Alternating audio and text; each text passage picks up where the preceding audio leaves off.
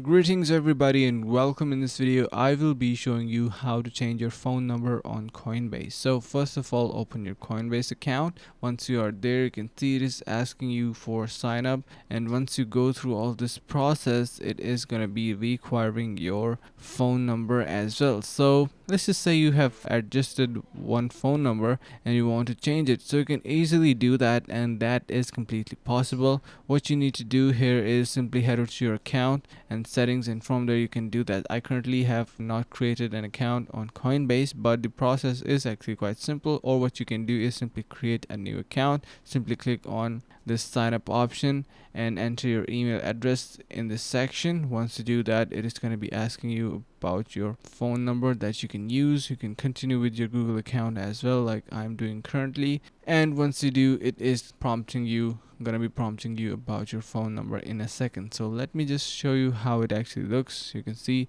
you can set up a password in here, anything that suits you the best, and yeah, something like this. Click on continue. Now you can see it is asking you for a name. Let me just quickly go through this, and you can see the phone number here, so you can add any phone number that you like. And yeah, so that is going to be about it, and I hope this is going to be helping you guys out. If it does, consider subscribing to our channel.